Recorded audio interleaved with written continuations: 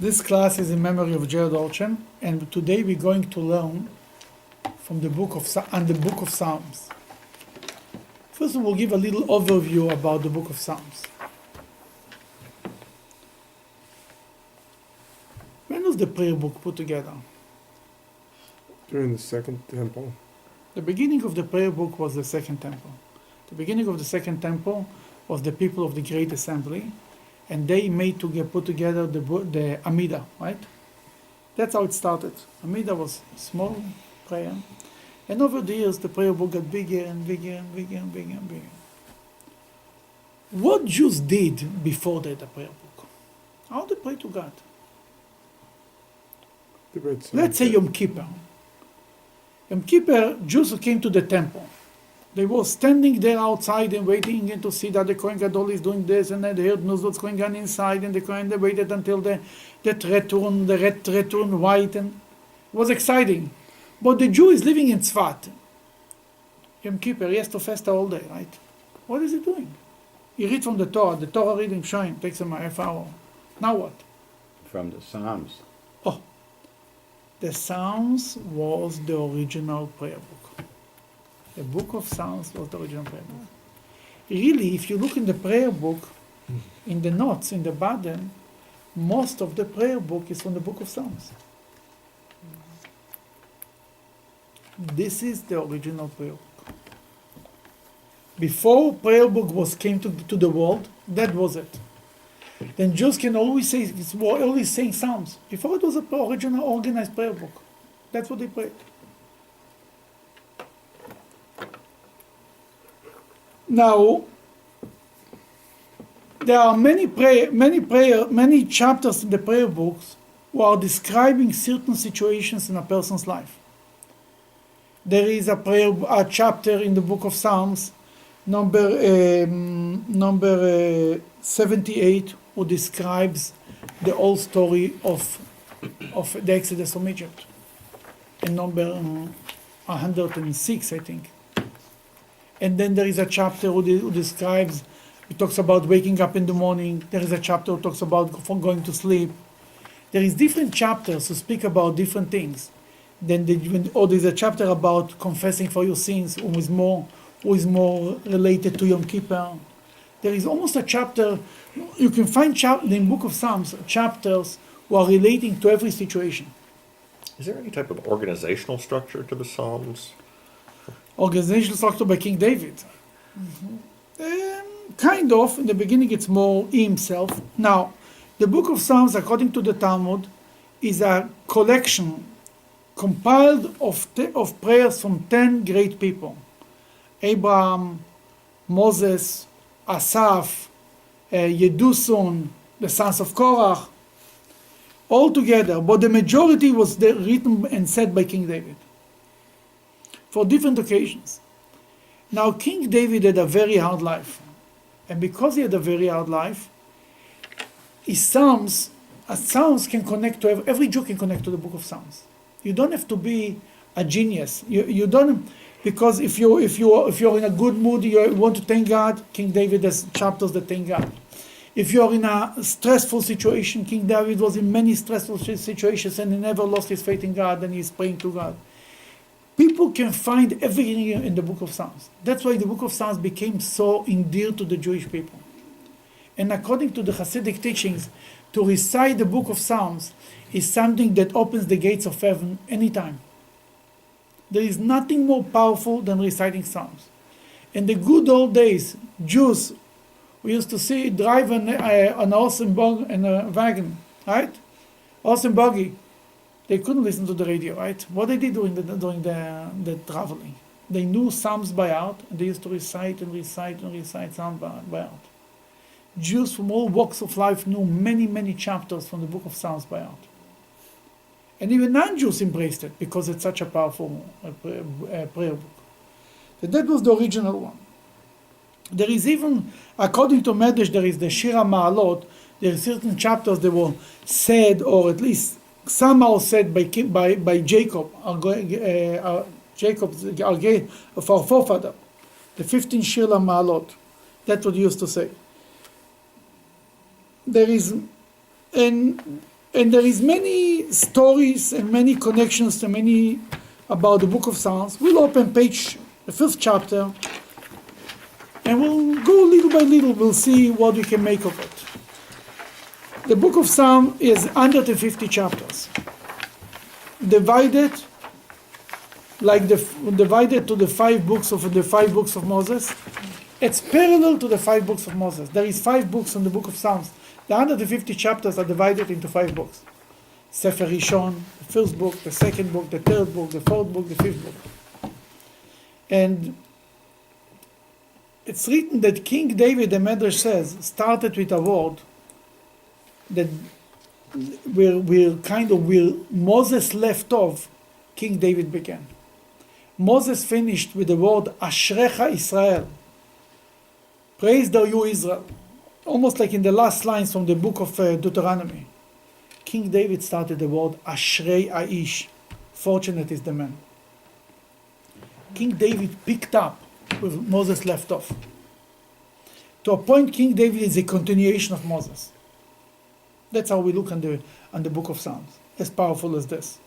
Is that why the Ashrei prayer starts with Ashrei? Is that connected That's to why connection? Ashrei is so favored, because it's the same word. Even Ashrei is by the end of the book of Psalms. But you're right. Moses represents Torah. King David represents prayers.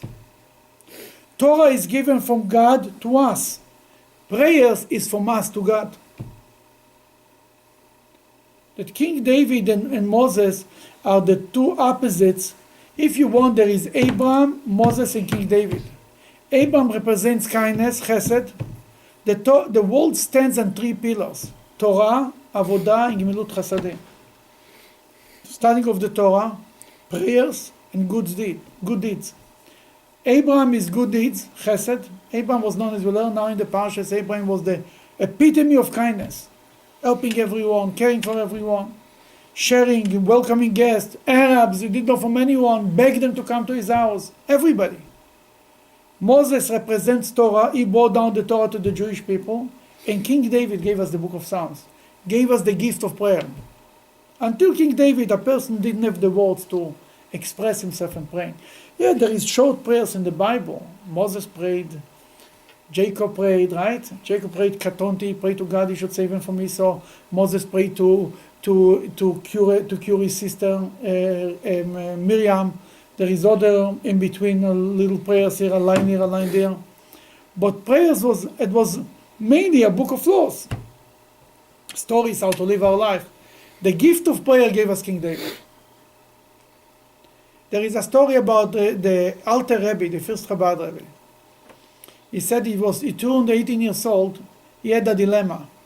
At that time there were two centers, or great centers of Judaism in Russia. That was Vilna, with the Vilna Gaon was, a great scholar in Torah, and there was in Mezrich, where the Maggid of Mezrich, the Hasidic Rebbe, was the disciple of the Baal Shem Tov, who was the founder of the Hasidic movement.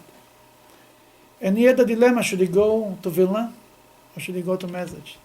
That he said to himself, learning I know already a little bit, but davening I need to learn how to pray. That he went to Mezrich.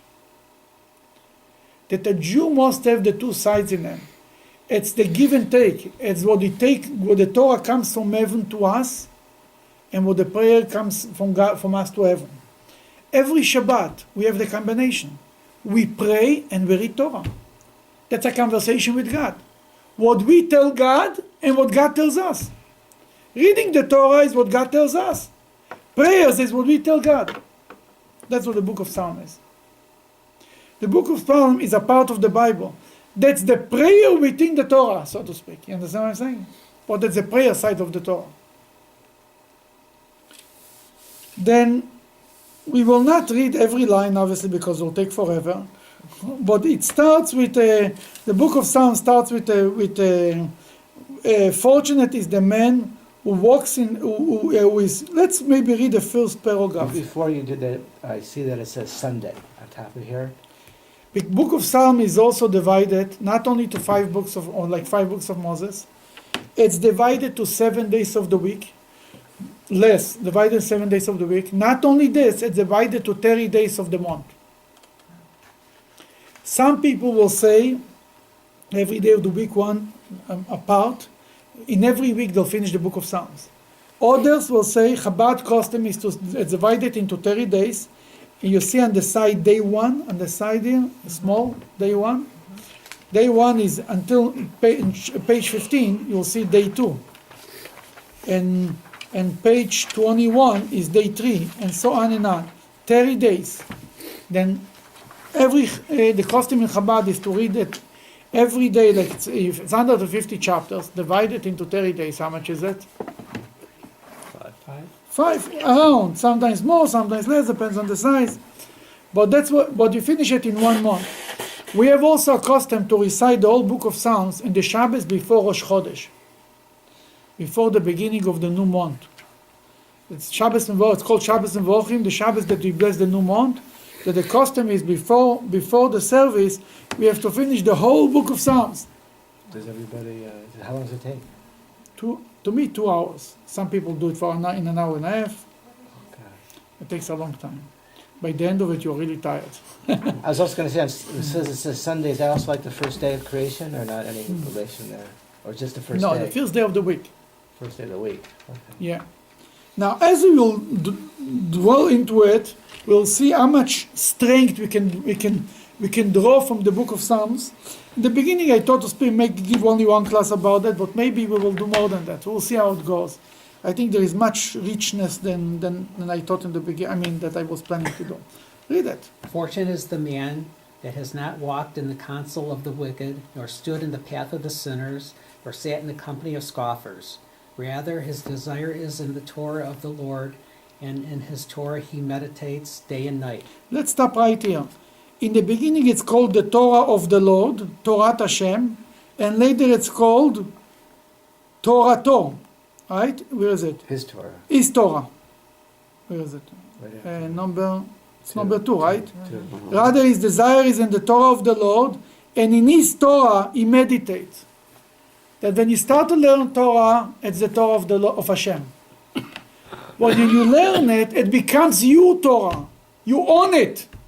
You work on it, you learn it, it becomes a part of you, it becomes your Torah.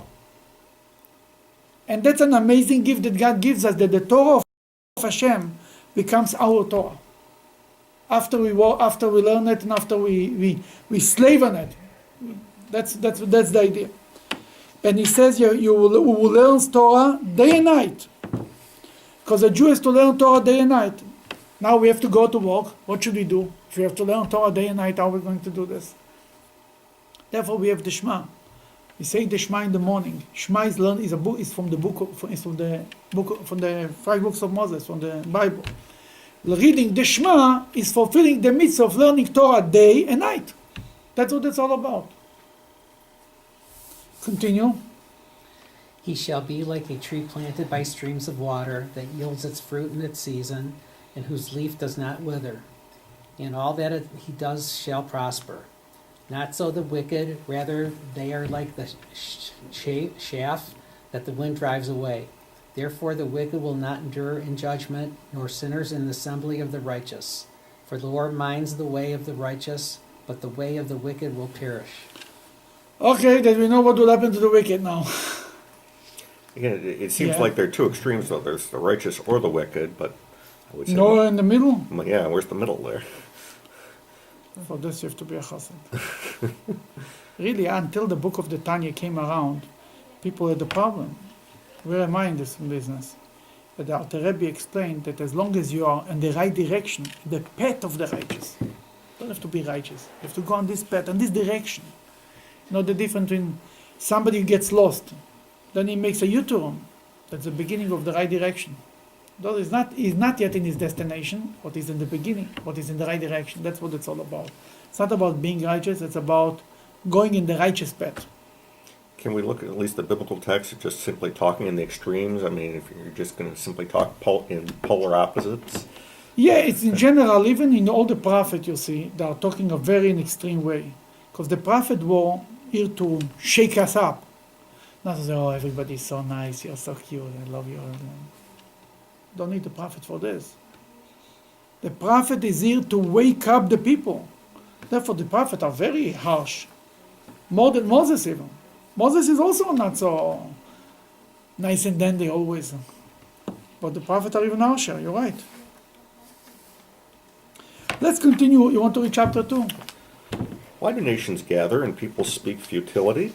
The kings of the earth rise up, and rulers conspire together against the Lord and against his anointed.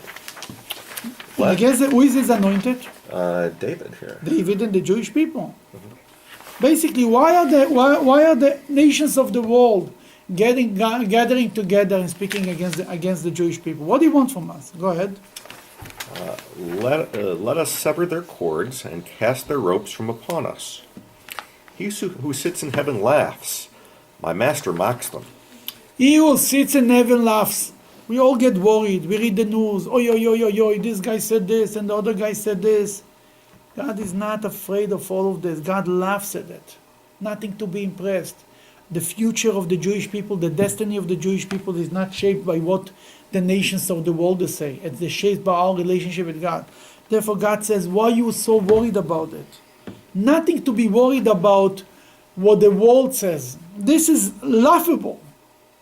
Yoshev Bashamayim Mischak. The one who sits in heaven makes fun of it. He's laughing from it because they don't decide the future of the Jewish people. Continue. Then he speaks to them in his anger and terrifies them in his wrath. It is I who have anointed my king upon Zion, my holy mountain. I am obligated to declare, the Lord said to me, you are my son. I have this day begotten you. Today I begat you, I gave you birth to you. That's like your birthday today. There is one of the point that you're talking about a birthday. Ani hayom yeladiticha. According to the Medrash, King David said it when he was bar mitzvah. This prayer. Question about this, again, many levels of the anointed here. I mean, we've got King David at one level. There's a messianic king. Moshiach, sure. That's interpreted as well. To be begotten, though, is not a supernatural thing. It's a metaphorical thing. Begotten, I don't know what this means in English. Ani hayom yeladiticha means, God gave me birth. It doesn't mean that God literally gave him birth. That he was born, that God gave him birth. God gave him life. I can tell Christians really take off on this line. From this? No, I didn't realize that. Yeah, that's where Really? they're getting supernatural birth. And No. It means that he was speaking on his birthday. Just his regular birthday. To be born to a mother and father, that's the achievement. That's the goal. God doesn't want angels on earth. God wants people who are born to mothers and fathers who can achieve spirituality. Talking about angels, then there's no achievement there. Somebody was not born to a regular human being. Then what's the greatness that he achieved great goal? You understand what I'm saying? It's when you are a regular human being and still achieve the greatness. That's something you can be an example to other people. That's what it is. Why in the Psalms do we see so many messianic references, at least? And we've got King David in context, clearly. Because from King David comes Moshiach. Yeah, but our Midrashim really... Because from King David comes Moshiach. Yeah, exactly. That's why, absolutely. Well, I gotta just, you don't have to answer this, but I just, the prayer book in the Mita service, it talks the first part of it about God will resurrect the dead, etc. Yes. Now that was, you're saying, was from the Great Assembly, let's say, like 2,000 years ago, whatever. But that's not in the Torah anywhere we talked about. In the 5 books of Moses, it's not. In other parts of the Bible, there is. In the 5 books of Moses, it's not. Right, okay, gotcha. Okay. Ask of me, and I will make the nations your inheritance, and the ends of the earth your possession. Smash them with the rod of iron, shatter them like a potter's vessel. Now be wise, you kings, be disciplined, you rulers of the earth. Serve the Lord with awe, and rejoice with trembling. Yearn for purity, lest he become angry. Look here he says, serve the Lord with awe, right? Ivdu is Hashem be'iro. You remember another line, Mark? Here it says, serve the Lord with awe. Oh yeah. Yeah.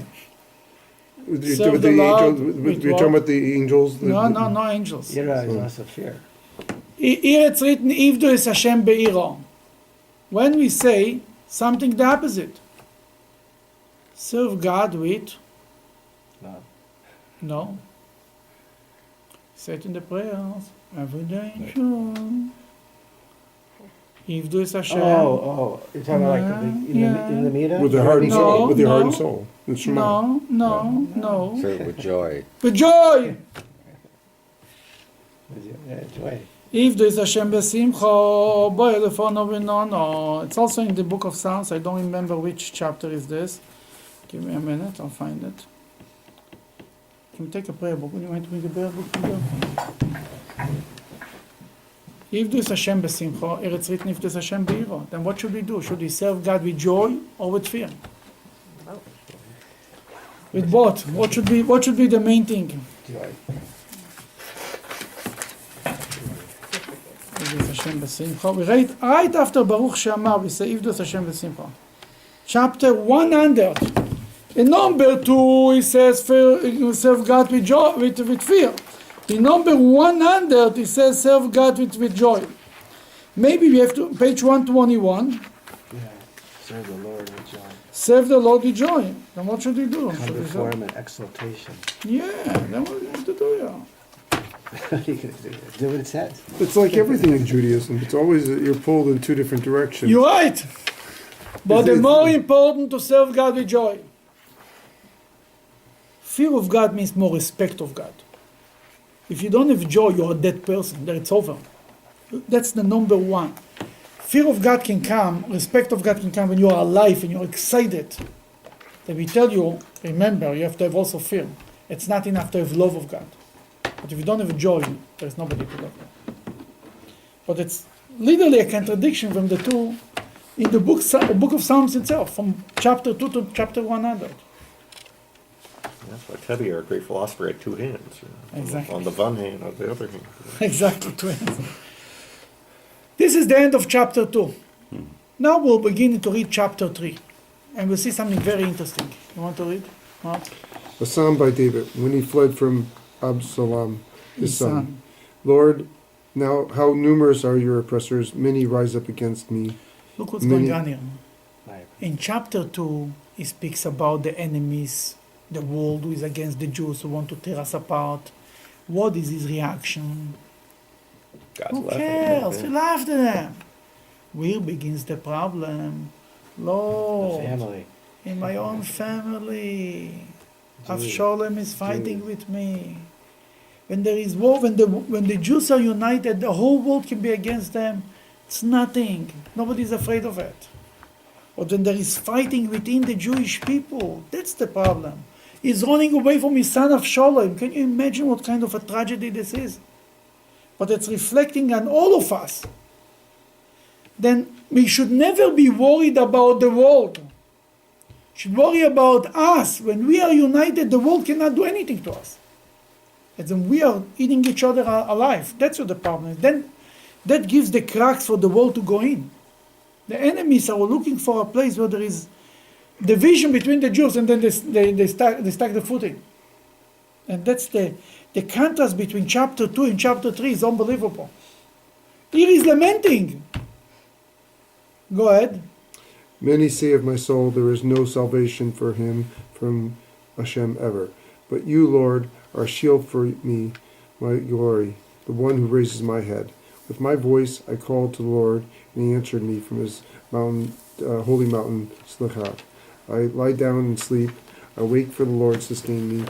I did not. I fear. lie down and sleep and I wake. That's to a point. This chapter is before you go to sleep. In the days there was no prayer book, so to speak, they would say chapter 3.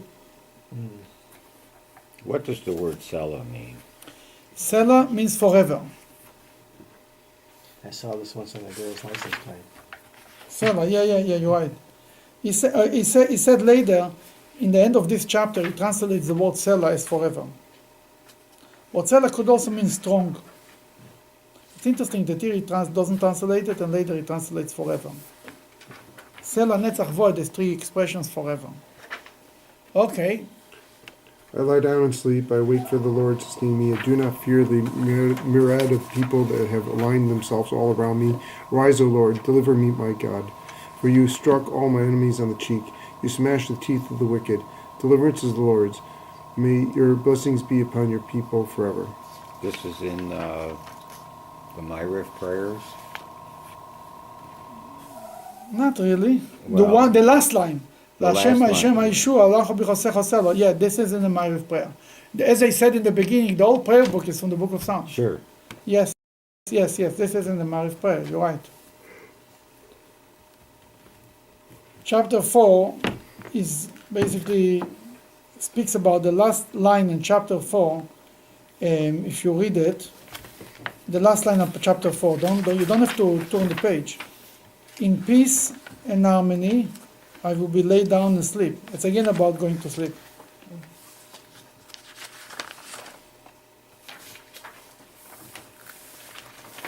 All alone in security. Now we go to chapter 5, speaks about waking up in the morning. Want to read, please? For the conductor on the Nichalot, a psalm by David. Give ear to my words, O Lord, consider my thoughts. Listen to the voice of my cry, my King and my God, for to you I pray. Lord, hear my voice in the morning. In the morning I set my prayers before you in hope. That's what we know, that in the morning we have to listen, speak to God. And hear my voice in the morning when I pray to you. Continue. For you are not a God who desires wickedness. Evil does not abide with you. The boastful cannot stand before your eyes. You hate all evildoers. You destroy the speakers of falsehood. The Lord despises the man of blood and deceit. And I, through your abundant kindness, come into your house. I bow toward your holy sanctuary in awe of you. Number 8 is a prayer that we say in the prayer book every morning. ואני ברוב חסדך ובוא בתיך אשתח ולך קודשך בירתך. It's right after Right. the מה טובו? mitzvah of fulfilling the mitzvah. Yeah. Number 12. When you put on the when you Number 12, I think. number 12. Yeah, we say it after Matovo Alecha Yaakov Mishkantecha. Right when we start the morning prayer, that's in the second line. We say Matovo Alecha Yaakov. That comes from the book of that's Moses said. And who said Matovo? Not Moses actually. Who said it? Bilam. Bilam. And the next line is the quote from King David that with my kindness I come to your house Bow down. I bow down, exactly. Go ahead. Lead me, O Lord, in your righteousness because of my watchful enemies. Straighten your path before me. For there is no sincerity in their mouths. Their heart is treacherous. Their throat is an open grave, though their tongue flatters. Find them guilty, O God. Let them fall by their schemes. Banish them for their many sins, for they have rebelled against you. But all who trust in you will rejoice. They will sing joyously forever. You will shelter them, and those who love your name will exalt in you.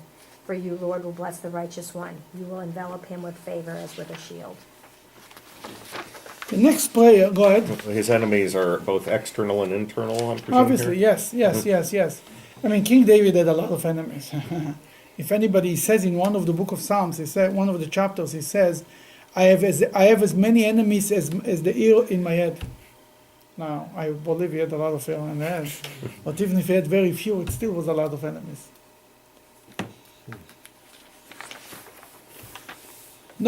Page 11, chapter 6 is it's written here. It's important to read sometimes. Do you see the little notes in top?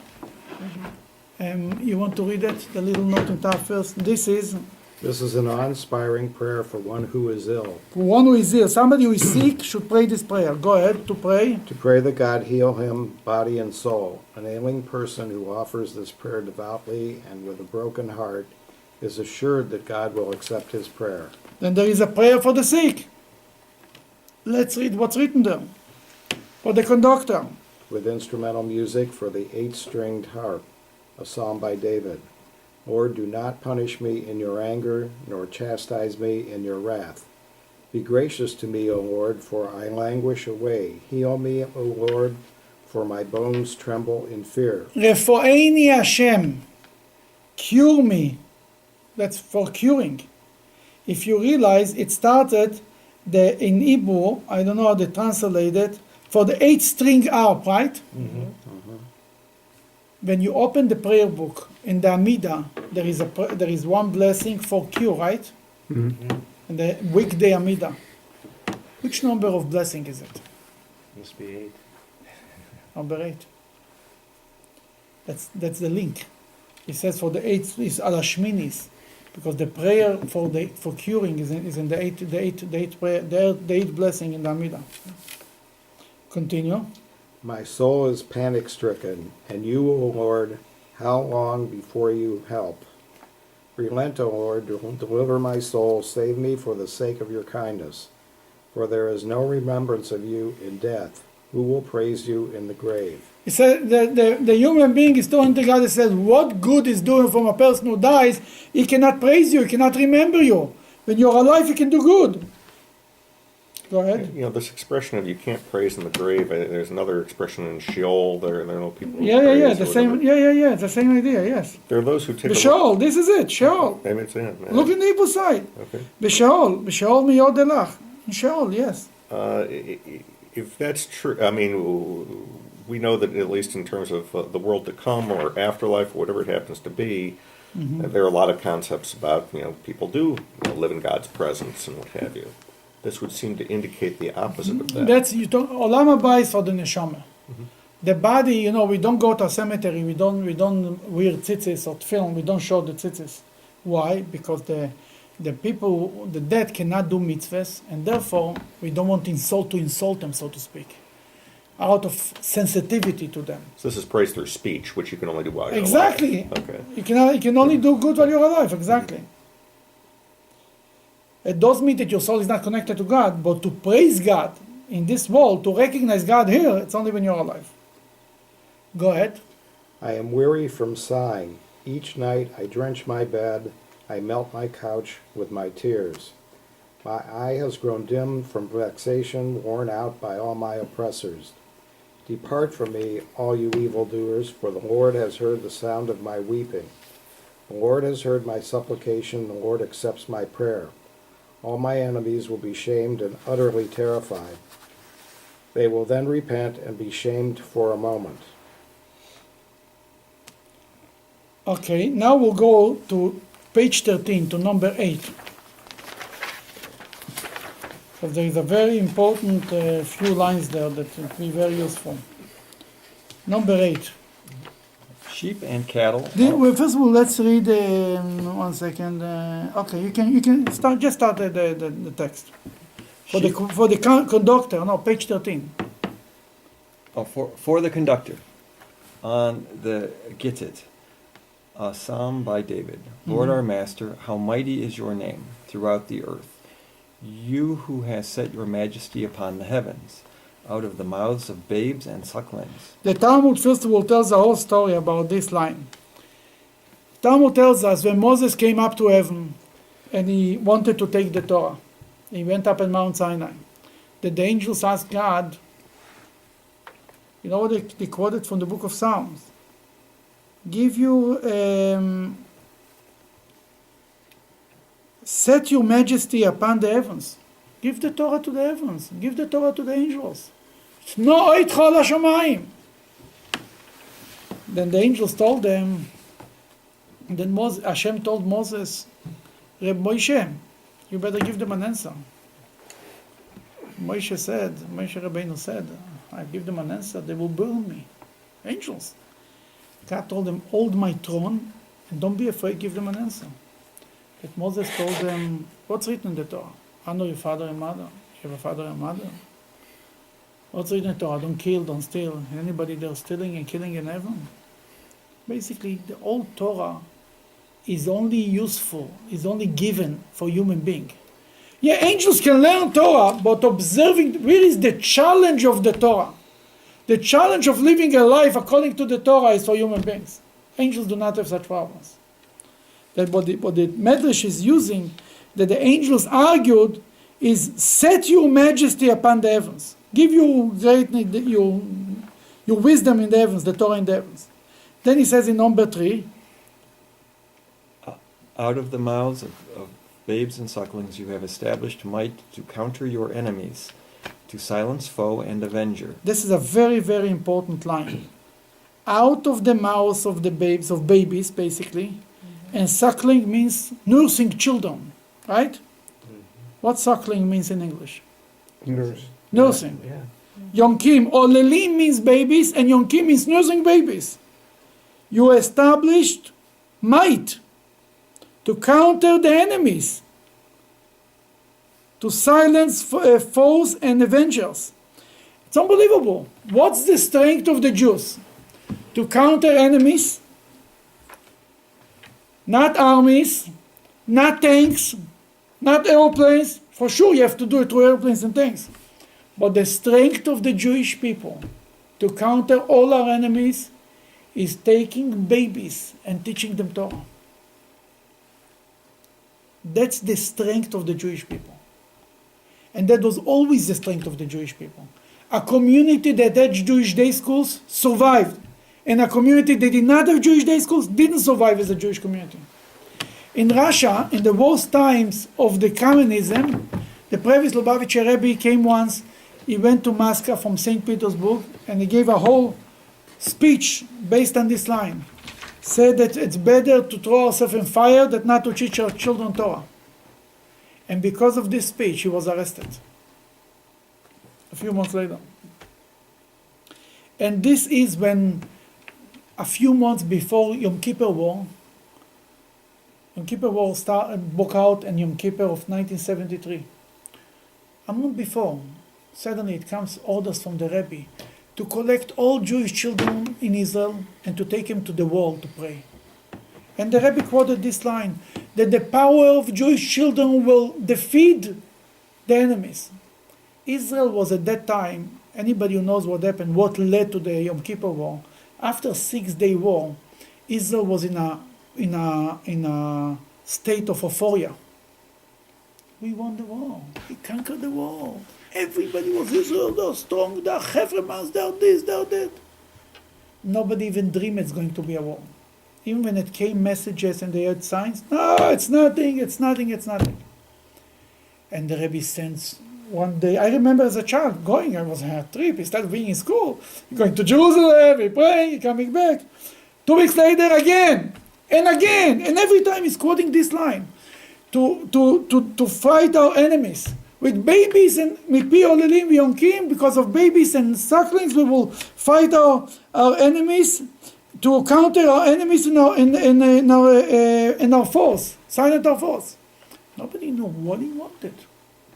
And it's again and again. First of all, it's money, and it's a headache, and people have to stop their works and their life. And you mess up your whole day, your end of schedule. People go to school and I go to work. Everything stops. And he's studying all over the world. He was driving all his Hasidim, bring children. And then when the war started, he said that I had a push to do it, and I didn't know why. And he said that because of this, from now on, whenever he has a urge to do something, he will do it. Because he sees that his urges are correct. And that was based on this line. And whenever that's why whenever there is a war in Israel, we always make a children prayer, not just adults. Why children? Because the prayer of children, because they do not have any sins, that their prayer go up straight to heaven. They are pure. They are just for born. Their neshomas are just came about. We are here for a long time. We became so many layers of garbage, so much dust on the souls. Children, this is pure. Their prayers are being answered. You read this in the story of Mordechai and Esther, right? The story of Mordechai, in the story of the Megillah, the Jewish people, what Mordechai did, who he collected to save the Jewish people, 22,000 Jewish children. And that's, according to the Medrash, that's what break through what turn things around. At the children, the Jewish children, not the adults. And therefore, whenever there is somebody sick in a Jewish community, it's a custom. You go to a day school, you give a donation, and you ask that the children should say a prayer for you, for this and this person. And the children stop the learning. When I was a kid, was very often, not a bad idea anyway. We need a break a little bit. The teacher is driving us crazy with the Gemara, and he doesn't understand what he's teaching. We don't understand what he's and what he wants. And it's hot, and it's the late day looks like long, like it's never going to end. You know how that when you sit in a classroom in a chat. And you break the desk, we're going to say, so this and this person, we had no idea who it is, we tell us the name, we pray for him. Because prayers of children has very strong powers in Judaism. And the Talmud says about it, that one rabbi told the other, these prayers that are stronger than us, he says, in my house is nothing. He says, this is a prayer from kids who do not have any sins. That's why their prayer is so powerful, much more than us. And that's all written in this line. And then he says in number 5, okay, number 4, you know who read this chapter in A Modern History? Who read this chapter?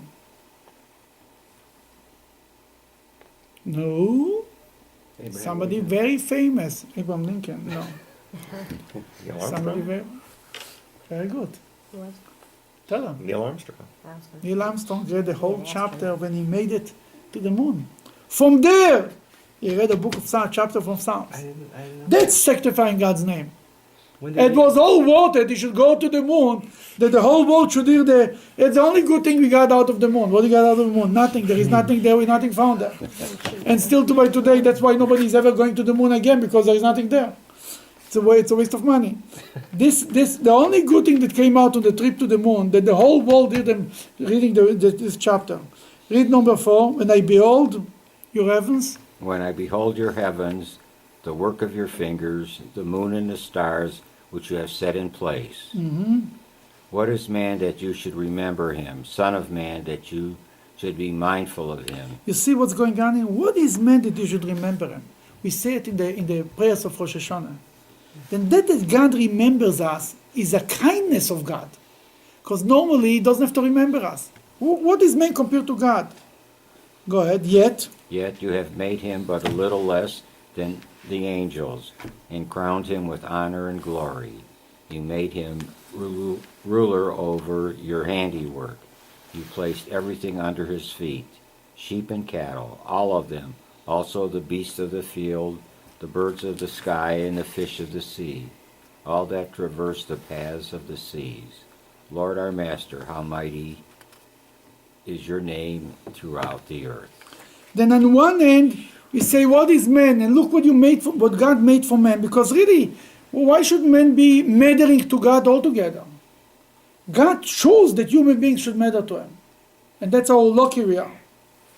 Question for you about line 6. You Yeah. have made him but a little less than the Elohim, is the Hebrew. Yes, they And translated to some angel. translations use God, some use angels. Is there a preference for angels here, and if so, why? Listen, they translated here angels. In Hebrew, it's more Trasei Ma'at Melekim. I think it's talking about Rashi or the Talmud says it's talking about Moses, that he was a little less than the ultimate. He reached like the highest that a human being can reach. He reached the 49 levels. Ma'at Melekim, I think Trasei Ma'at Melekim, that's Moses. A little less than God, so to speak, not than angels. Or maybe also that he's almost like an angel. Moses was able to 40 days and 40 nights not to eat and not to drink. But here it's talking about creation of human beings in general. A little bit lower than whether it's angels or God. Obviously, there's a The idea gap is there. that we are like God, that we have free choice, and that's why we are like God. We are in the image of God. And God made us very close to Him. Yes, So do angels have free choice based upon No. this? No, No, I give angels him one don't. mission. that's why the better translation probably would be God. We are more than angels. We can go higher and higher. Angels are just messengers of God. They cannot choose their job, cannot do whatever they want.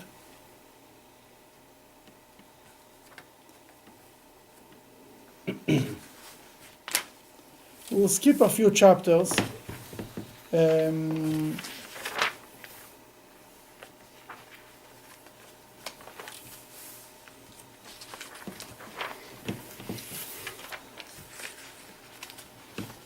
There's quite a few a little bit not so optimistic, but I just have one thing to mention that Yes. question going back to 6 when it talks about melting my tears melt the couch with tears and yes. It's just kind of like expression, like poetry a little bit. It's poetry, but it was real about him. Well, you're not melting your couch, getting it wet. That's what he meant. No? Let's go to page 19, chapter 15.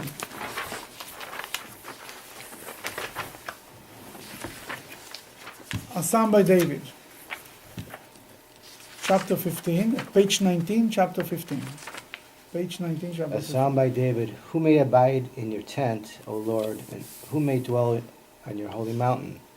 He who walks blamelessly, acts justly, and speaks truth in his heart, who has no slander on his tongue, who has done his fellow man no evil, and has brought no disgrace upon his relative, in whose eyes a despicable person is abhorrent, but who honors those who are God-fearing, who does not change his oath even if it's to his own detriment, who does not lend money at interest nor accept a bribe against the innocent. That's usually, you know, when you read it,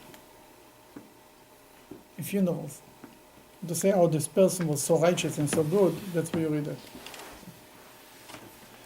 Go ahead, continue. Finished? He who does these things shall never falter. Mm-hmm. What does it mean to be in God's tent or to dwell on his mountain? Dwell in his mountain, it means Ar Hashem means one of the, according to Kabbalah, it means to have love of God. Dwell in his mountain, in his tent means to learn Torah. The tent of Jacob, to be under his tent, that means to learn Torah. But mountain of Hashem, according to Kabbalah, means to have love of Hashem. To go up, to climb the mountain. Let's go to page 24, number 19.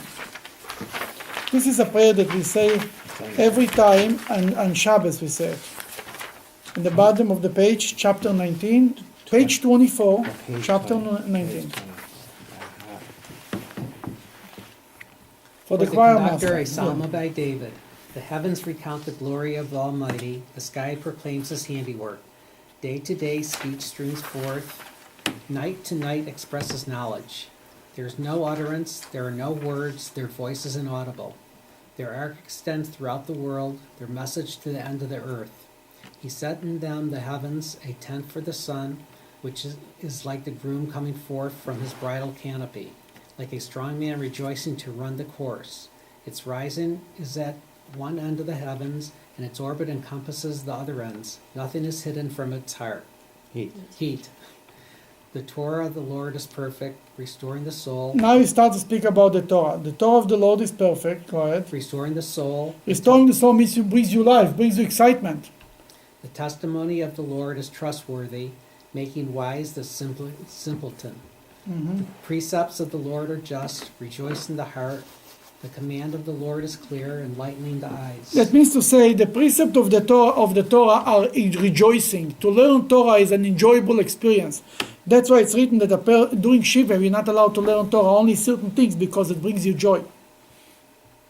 Continue. The fear of the Lord is pure, abiding forever. The judgments of the Lord are true. They are all righteous together.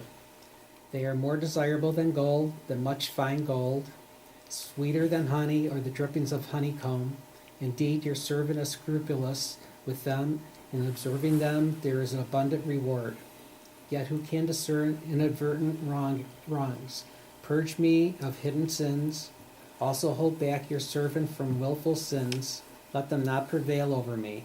Then I will be unblemished and keep myself clean of gross transgression. May the words of my mouth and the meditation of my heart be acceptable before you, Lord, my strength and my Redeemer. Okay. Now, chapter 20 is a chapter that we say when any time somebody is sick. Look in the line there, in the title of the line. If a loved one or relative is suffering, right? Mm-hmm. Even in a distant place, where one is unable to help, offer this prayer on their behalf. Chapter 20 became the chapter that always Jewish people pray when somebody is sick. Let's read it. For the conductor, a psalm by David. May the Lord answer you on the day of distress. May the name of the God of Jacob fortify you. May he send your help from the sanctuary and support you from Zion. May he remember all your offerings and always accept favorably your sacrifices. May he grant your heart's desire and fulfill your every counsel. We will rejoice in your deliverance and raise our banners in the name of our God. May the Lord fulfill all your wishes. Now I know that the Lord has delivered his anointed one, answering him for his holy heavens with the mighty saving power of his right hand. Some rely upon chariots and some upon horses, but we rely upon and invoke the name of the Lord our God. They bend and fall, but we rise and stand firm. Lord, deliver us. May the King answer us on the day we call. Then this is for some, probably because of the beginning of in the day of distress, and also because God answers our prayers. This became traditionally the prayer that we do every time when somebody is suffering. Now I want to go to chapter 23, the most famous chapter. You ever heard about Nathan Sharansky? Nathan Sharansky was a refusenik. He was from the what is called Asir Zion. It's called he was trying to go to Israel. Right. The refuseniks, yeah. Then and he was before he was arrested. He met his wife, and he married his wife before she got the permission to leave Russia. And he said, I'll marry her, and then they will be forced to give me a permit to leave Russia too. And lo and behold, they were not too impressed by this, the Russians. And they put him in jail. A few days before he went to jail, his wife, his fresh, newly bride, gave him a book of Psalms. Fine. When he was in jail, they took away from him the book of Psalms. And he suffered. He was 3 years in jail. One day, these monsters, they knew how to manipulate people, unbelievable. One day, the jail and walks in, one of the guys there, tells him, I have something for you, and I have some bad news for you. What's the bad news? Your father died. He said it broke him completely. For 2 days, he was sitting in the cell, and he couldn't move. The third day, he started to open the book of Psalms, and he knew already a little Hebrew at that time. He taught himself Hebrew. He started to read it, and it gave him some strength.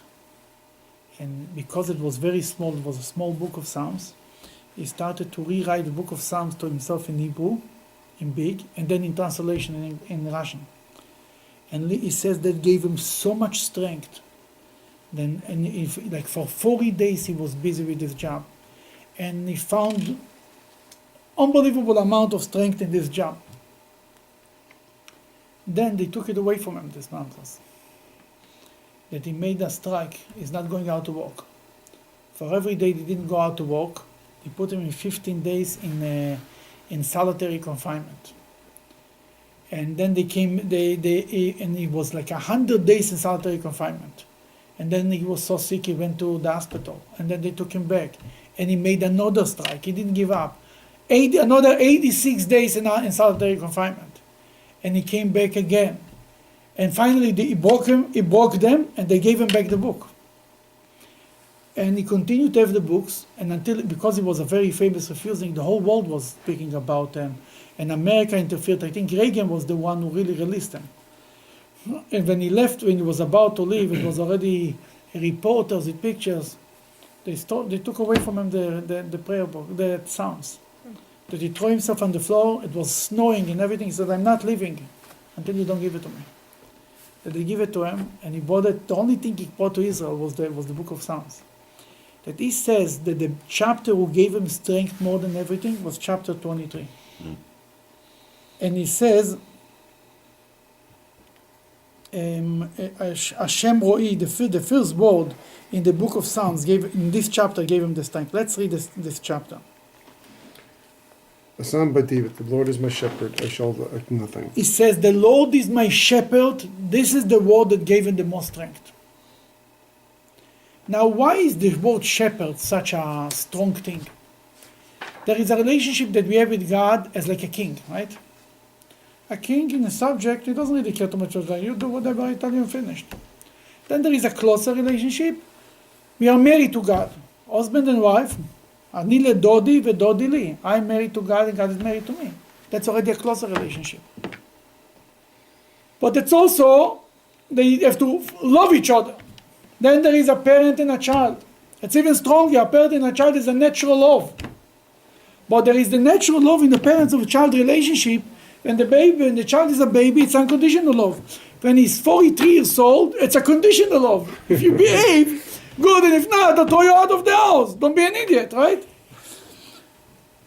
What's a shepherd? The flock who goes after the shepherd have 100% trust in the shepherd. They know nothing. Whatever the shepherd takes them, they go. That's what he say here. Hashem Ro'i. God is our shepherd means that we have no worries whatsoever. We have trust in God. Whatever the shepherd takes me, I go. I don't care for anything. So let's just read this chapter and we'll continue that. He revives my soul. He directs me in the path of righteousness for the sake of his name. Though I walk in the valley of the shadow of death, I will fear no evil, for you are with me. Your He rod- called this book, he wrote later a book, a memoirs, he called it I Will Fear No Evil. Lo Irara. That's the name of the book. Go ahead. The Valley of the Shadow of Death here is it's used in funerals all the Yeah, time. it's not, but obviously. it's not, it's nothing to do with funerals. A shadow of death is when we are alive. Exactly. When we are dead, You're in, there's no you're shadow. endangered of the Valley of the Shadow of Death. Exactly. Your rod and your staff, they will comfort me. You will prepare a table for me before my enemies. You have anointed my head with oil. My cup is full. Only goodness and kindness shall follow me all the days of my life, and I shall dwell in the house of the Lord In for many Hebrew, years. all the goodness and kindness will follow me. It's not written follow me. Irdefuni. They will pursue me. The good things will run after me. And I will sit in the house of the Lord forever. For many